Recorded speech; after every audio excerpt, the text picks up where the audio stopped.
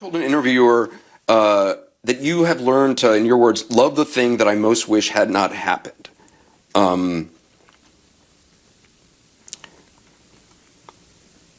remember. You went on to say, "What punishments of God are not gifts?" Do you really believe that? Yes. It's a gift to exist. It's a gift to exist.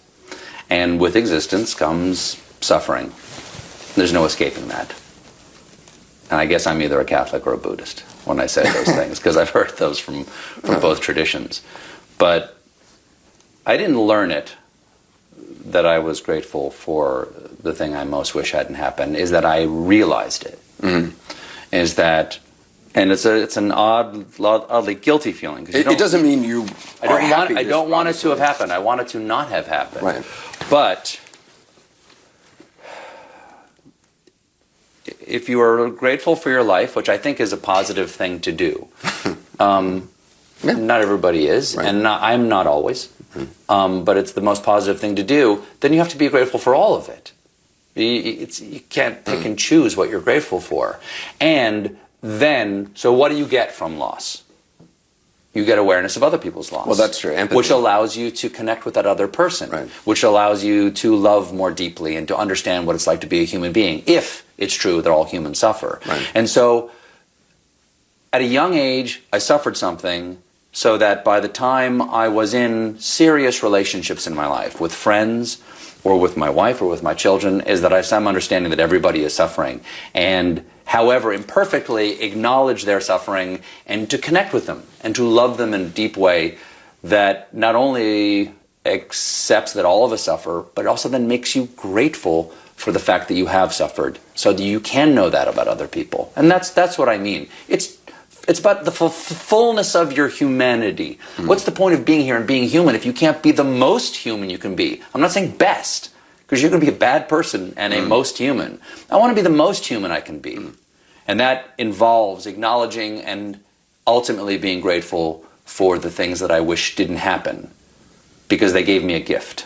Well, one of the things my mom would often say is that she said, you know, I never ask why me. Like, why did this happen to me? She would always say, why not me? Why would me be exempt from what has befallen everybody, countless others over the centuries? And I think that's another thing that has helped me think, yeah, of course, why not me? This is part of being alive. I mean, this is the suffering is the, sadness, suffering. These are all, you can't have happiness without having loss and suffering.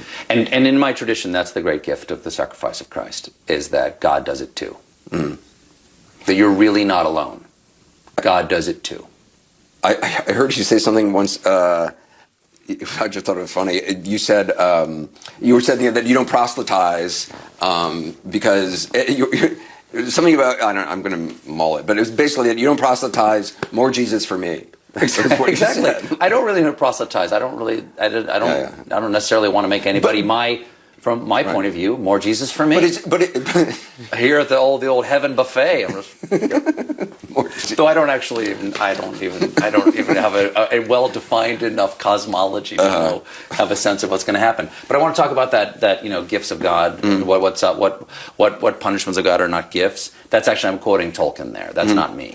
That's Tolkien, because in the Tolkien mythos there are elves and men, which are the children of Iluvatar, which is the one god within the Tolkien mythos. And the elves live forever. Elves live forever. They are part of the world. Whom do we know who's an expert on all things Lord of the Rings? Folks, when I spent my entire teenage years reading all of Tolkien, not just The Hobbit and The Lord of the Rings, I'm talking Farmer Giles of Ham, Smith of Wootton Major, Leaf by Niggle. I knew I was preparing myself for something important. Why else would I ignore all my classwork, abandon sports, and achieve a paleness I have yet to shake off? Your mom had studied theater, wanted to be an actress. Yes, she was going to Carnegie. Was that something that She was then in Haiti for reasons I'm not sure which effect. I think it was Haiti. It was in the Caribbean. And she got really sick with a tropical disease. Yeah, like classical, like a rare tropical disease, almost like a cartoon of a disease, and she almost died. But in that process of recovery, ended up my dad getting said, married "Will you marry me?" Right. And instead of having, acting career, she started her own theater company, which was 11 children. And amazing, that's how it was. But did her desire to act, which was then given up to have this family, was that something that you absorbed? It seems obvious that would be one of my motivators. Right. That me, with my mom / Ward? buddy, in a way, like we became very close friends, that I would do this in some way for her, but it's just self-evident, right?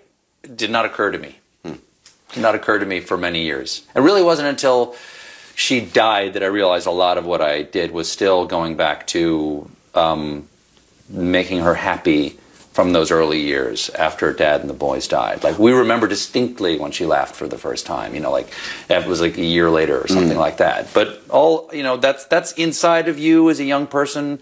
You absorb that and digest that, but aren't necessarily aware of that until much later. I mean, when my sister Mary said a very interesting thing after Mom died, is that we were all going through this normal grief of my mother's death. And as I said after she died, like, we were so lucky to have her for so long, but how long we had her. She was 92 when she died. 92, exactly. But it might seem selfish to want more of someone you've known so long, but, it merely amplifies the enormity of the room, whose door is now so quietly shut. Like, you can't ever open that door again. But on top of that, we realized, now we also lost Dad and the boys. In some ways, we were here for her because of her loss of her husband and her children. And when she went, she kind of took them with her, in a way. And so we all, or at least and I know I've talked to a couple of my brothers and sisters about this, but I assume it's a fairly general thing, is kind of re-experience that. And there had been this delayed dealing with all of that over 40 plus years. And I realized in that moment, oh, damn. I wonder if I want to still do comedy, because I kind of was doing this for her without still enjoying it and having all the love and the friendship and the camaraderie of it. But I realized, the seed crystal was make her laugh.